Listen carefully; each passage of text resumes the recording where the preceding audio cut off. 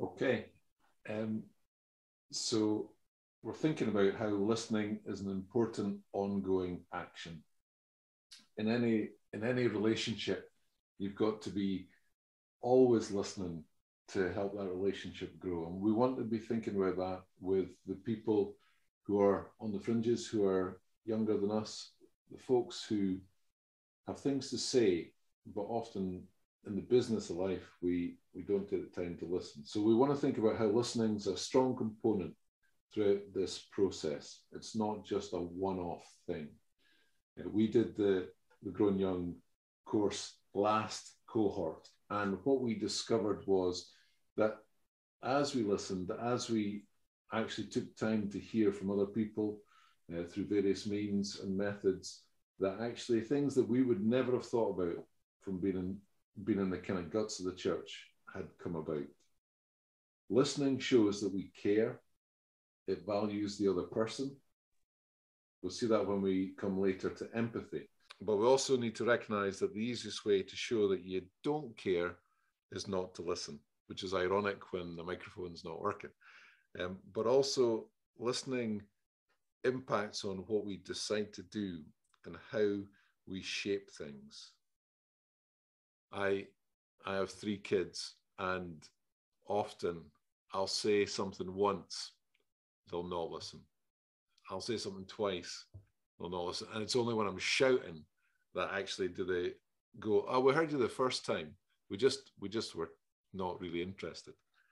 But what we want to do is show that we are totally listening to the people that we are connecting with so that we can make a difference. So the question is, would younger people say that the church listens to what they have to say? And throughout this process, we of course want that answer to be a resounding yes. So I'm going to hand over now to Peter, who's going to take us on from there. Thanks, Keith. Well, obviously, Graham, knowing that I'm a completely practical bloke with nuts and bolts and stuff, kind of gives me the next bit. So how do we do this? What are we asking of you this evening in terms of a listening project? We are asking of you to imagine the world of younger people. We're asking you to get a handle on what younger people think of the church and of your church. Essentially, those two are the things that you're listening to. I'm almost tempted to say don't get into the second one too quickly. You know, uncover the world of people younger than yourself. A bit like maybe a school project, scrapbook. Remember going to school, you did projects on things.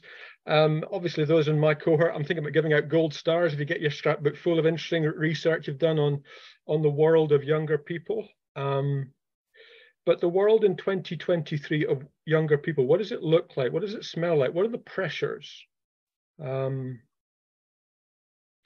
It's important to learn, is what we're saying. And we do want to learn afresh. That's why I'm suggesting that we look at it as if we're looking at the planet Saturn. And that's a bit, maybe that's helpful, maybe it's not helpful. But how can we understand the world of younger people and let go of our preconceptions and try and look at this as a project for learning that we can better understand, and then also think about how people are responding to our church. Assume that you know nothing's a good way, and often we're so quick to judge, aren't we? We're so, oh, they're flaky, that's generation, or people are a bit judgmental, or whatever it is. Sometimes if they only get off their bikes, these young people, and get out and enjoy themselves, it'd be so much better. How quick we are to say stuff like that.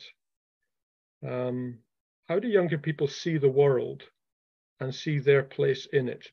We're saying younger and not just young, you'll notice, and we'll work with you on this to establish how you see that and feel about that. Under 40s, under 50s, under 20s, the lower the bar you go, the more challenging it will be given where you are as churches, but we are wanting to help you grow younger. And as I say, that will require a conversation. But this listening project we're talking about is something that will underpin all of what we're doing as we get to grips with the reality of where we are. So what do we do? 3 questions. Who do you listen to? Who does the listening? And how are you going to do the listening? Those three questions. Who does the listening? Well, perhaps we'd strongly recommend that you start with those closest to you in your churches. And that doesn't always mean the Kirk session, forgive me, because sometimes in the Kirk session, we've got folks in their 60s, 70s, 80s. It might be the Growing Young team it starts with. I know I once was doing some all age activities. There were new activities, and a senior Christian said to me, I got some criticism, and a senior leader said to me, Peter, don't worry about it. We've been doing stuff basically for older people for an awful long time. Start with those within easy reach. Children in your church, teenagers at your school, your own grandchildren. The younger family who came occasionally, you might want not to frighten them, but humbly say, could you help us? We've got this project. We've got the scrapbook. We're trying to understand better where we are. What about the groups that use your hall? You know, again, sometimes we can think that at the start, we think, well, who are these people we're going to engage with? Actually, if you map your situation, and again, start with the ones within touching distance. Don't be too ambitious to start with, and go outward from there. If you are feeling bold, you might chat about with your local primary school or your youth organizations in your town, but really we want you to start closer to home. That's who you listen to. Who does this listening? Who's going to do the project? Well, obviously delighted that you are here and you are engaging in this culture-changing exercise, that you're with us on this program. And so no surprise that the Growing Young team are integral to gathering and collating the work on this listening project. Your elders, all of your elders, you're going to have to decide, and we'll ask you shortly this evening, to draw up, begin to get together a plan as regards what you're going to do, how you're going to approach this listening project. Watch out for Mrs. Miggins, who in enthusiasm will start telling people and asking enclosed questions. Keep open questions and be curious. Think of the qualities that Pamela brought to us in our opening devotions. What's the timescale of this? We are looking, this will be an ongoing project, but we do want you to have something to bring to the next summit in 4 weeks' time. So please make a start on this. Maybe you want to look in this time of the church year, listening in Lent. Could listening be a discipline of Lent? Imagine you're saying, one of your house groups is saying, oh, we're studying the book of Timothy, and we're also studying the world of under 40s. It's something, maybe then, therefore, hey, it could be something there for your house groups. So we thought about who does the listening, who do you listen to, and finally, what approach are we going to use when it comes to listening? And as you see on their handouts, we have suggested some discussion starters for conversations. And I'm going to ask Audrey if she, who's together with Pamela, began to put these discussion starters together. Audrey, do you want to just give us a little word as regards how you came to those discussion starters? Sure, Peter, I'm happy to do that. And apologies up front, my camera's not working this evening, so it doesn't bother. So yeah, Pamela and I, we took the questions that Fuller had provided, and on the basis of our experience going through the first cohort and just generally how we felt about it, we looked to reshape the questions, really just to be a better fit for our local context here in Scotland. So just some of the wording, the use of language and so on. And we came up with these 12 questions, but they're very much there just as a starting point and something to give you a sort of base to build from.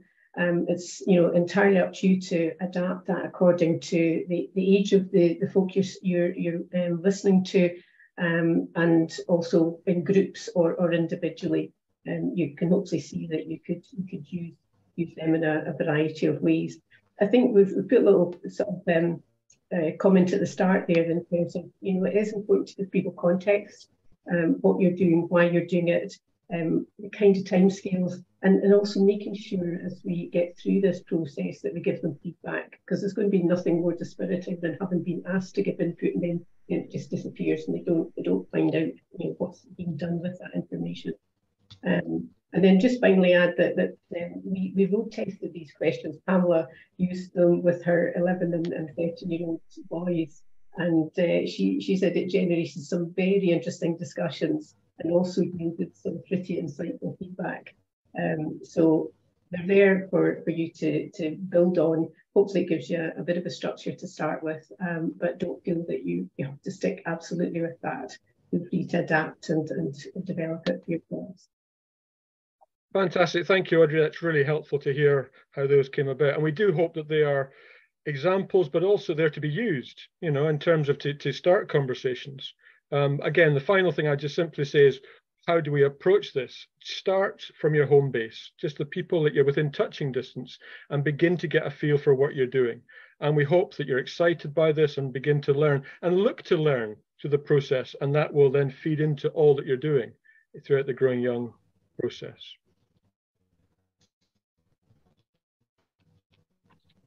Thanks, Peter. What we want to try and do as much as we can through all of this is to hear from those who've travelled this road a wee bit before us. And so we are going to hear from a couple of folk who were on the first cohort and a bit about the learning work that they did. I'm going to try and find Gillian. So Gillian is going to be interviewed by Audrey. Just 4 minutes or so. I'm here, Graham. You are somewhere, yes. I'm out here, yeah, I'm here. Okay, Audrey and Gillian, on you go. I will manage to get you in the spotlight in a minute. Thanks, Graham. Gillian, good evening, and thanks for taking the time to share your experiences with your listening work that you did at CADR. We know it's going to be a challenge this evening time-wise because you've got lots to tell us, so let's just jump straight in. Can you tell us how your Growing Young team approached the listening exercise? Well, we approached it, I suppose, initially with some concern. Other churches out there may recognise that we had no big pool of young people to connect to. We took the view that we had to work with what we had, which was a group of young families around the church. And we had connections to GBBB, but we didn't have any core of teenagers, and frankly, not a lot of young people in even the 30s through to the 50s age group. So we recognised that, and we felt at the end of the day, this was going to be a change journey for the whole church, and we really just had to go with what we had. We thought a bit about what we wanted to get out of it. Obviously, there's guidance given on that, prompts to think about what you will get out of your listening exercise. But we focused down on trying to ensure we could get a breadth of views, a mix of people that we will have heard from before in church discussions, but also reaching out to people that we hadn't heard from before, that we knew that were around or in contact with the church. And we wanted to encourage young people to become part of the church family. So our questions were focused around looking at what we thought would bring young people and families around the church. And we wanted to think about, we wanted to hear views on how we could create space for young people around the church while still ensuring strong intergenerational relationships and fellowship. And that was the starting point for us, and the starting point from which we framed our questions for our listening exercise. So thanks, Gillian. Who was involved from your GY team side, and who did you listen to? Yeah, we had 7 people in our Growing Young team to start off with, and we were all involved in the listening exercise. The Growing Young team did take the lead on the listening exercise. In particular, on the team, we had 3, what for CADR were young people. They were late 20s, early 30s, and we gave them a lead in framing the questions and leading on the exercise, because we took some time to encourage them to do that, because it's very easy for younger people who, faced with a lot of older people round about them, to feel as if, their voice may not be heard, or they were nervous about contributing their thoughts. But we made sure that they felt comfortable with that and encouraged them to take the lead on the listening exercise.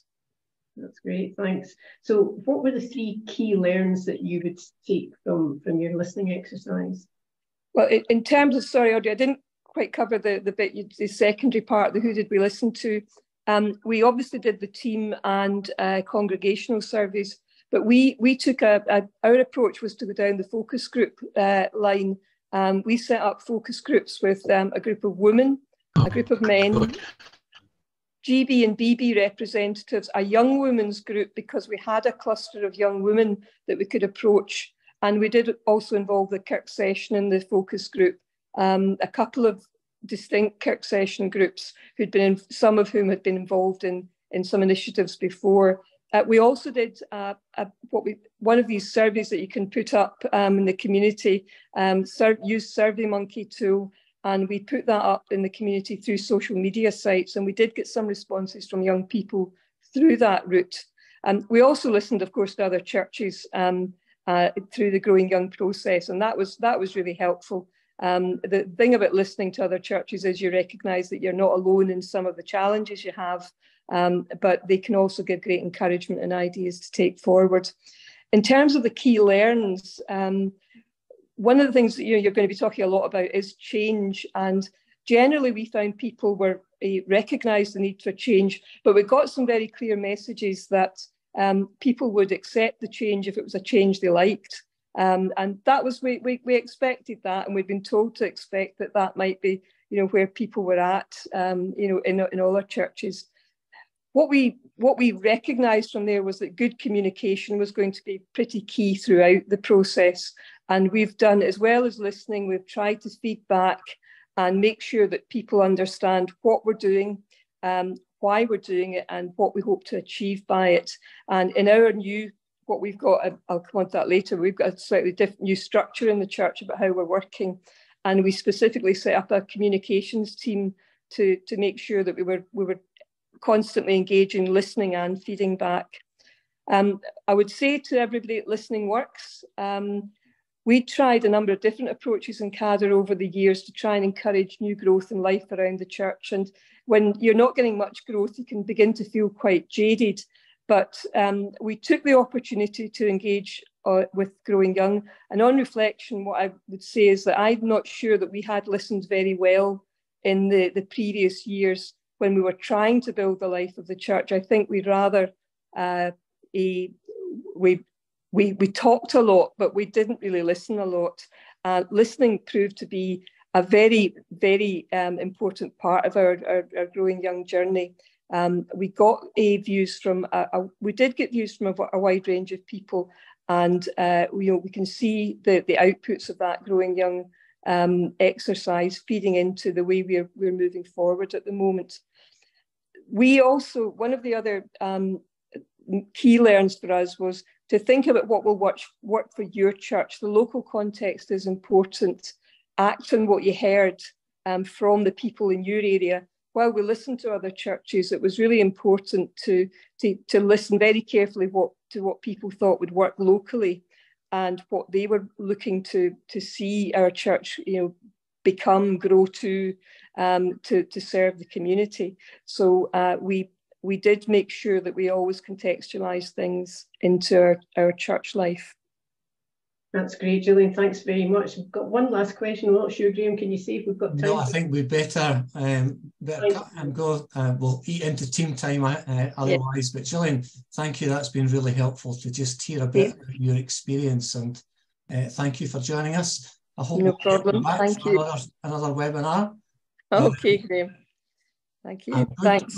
To Shona. And hi there.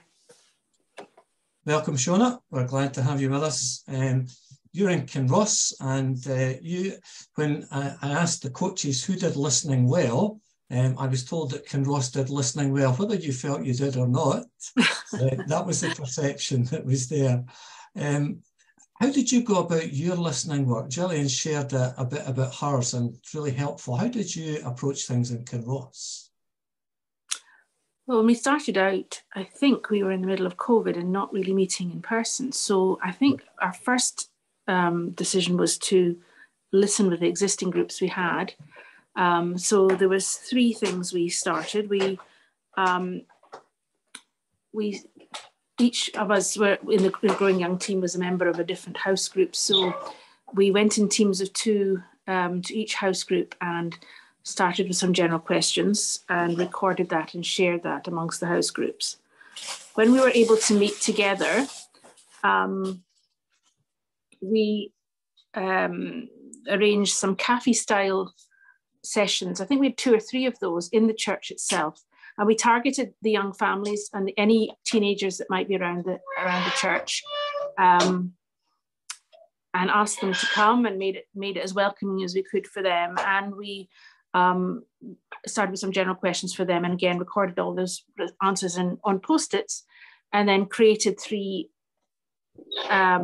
mind maps or word clouds, I think they're called, where, I don't know if you've seen these things, where a word that's repeated often increases in font size and prominence.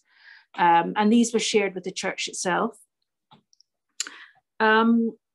We had one of our young person also go to the Women's Guild to get some feedback from there. Obviously, that Women's Guild cohort is a different age group altogether. But I think the Guild appreciated being asked by this particular young person, and they had quite a lot to say.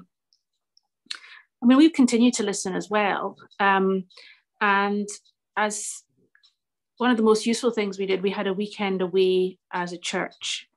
Outreach group went away, and we invited as many young people as we could get hold of, young families as we could get hold of. And it's not many, but we had probably about 12 people who were fitted that demographic. And just the fact that they were together for 36 hours, maybe a bit longer, and we had a youth leader there who was visiting and who had a very good relationship with these young families, and they recorded. We recorded what they were saying and fed that back to the church and to the session as well. So we've continued to listen. The other thing we've been doing is we've been having a presence at the local farmers market, which happens 6-7 times a year. And each farmers market, we have a craft to attract young families.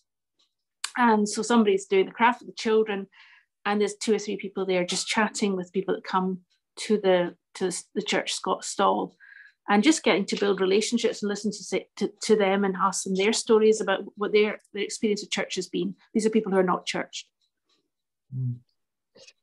I love the way that you've spread the net wide, Shona. So you didn't just think of one group, but it's kind of, we want to hear from everybody kind of in this. And you were saying that you've continued to listen. Has that become part of your DNA almost, do you think? Has it changed? I think so. I mean, it's good to be reminded that we do need to keep listening. But since, obviously we were going through a funny time at that. And so we didn't have at that point our youth group up and running.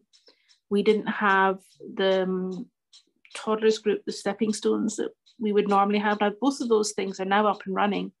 So just even coming to this meeting tonight made me think, well, this is another opportunity just to go back in and listen and maybe listen again. And just find out what these people are saying, because we didn't have access to, actually the stepping stones, the youth group, the group for toddlers is actually quite busy now. So it's a whole load of people, and most of these people only come to church on Christmas and Easter. So there's continuing opportunities to listen. I do think we need to continue. Yeah, that's great. Thanks very much for coming and sharing, Shona. I really appreciate you taking. Shona's just back off holiday today, and the fact you've come and joined us this evening. Thanks very much for that, and just some of your insights there. So what we're going to do just now is put you into your groups. There are 1 or 2 folk who are here on their own this evening. And if you're on your own, then don't join the breakout room if you would like to be in a breakout room with somebody else from another church who's also on their own. So if you'd like a bit of conversation, just stay in the room and we'll put you together into one breakout room. But the 3 questions that I put into the chat earlier on are also on your handout for this evening. And so we were encouraging you to answer those 3 questions. Who are you going to listen to? Who's going to do the listening? And what approach are we going to use? Now, do remember that both Shona and Gillian's churches did not come up with these things the first time they talked about it. They simply came up with something that they could do to begin listening. And so this evening, what can you do to begin this process? And it might even be that you're saying, well, I can chat with one or two folk, and that would be as much as we can do just now. But these three questions are important for you. And both Gillian and Shona have spoken about drawing groups together and speaking to folk in groups rather than just individually. So, you know, which approach you're going to use? Are you going to use a bit of that? What are you going to do? So an opportunity for you, we're going to give you 20 minutes or so just now with other folk from your church. Those three questions: who are you going to listen to? Who's going to do the listening? And what approach are you going to use?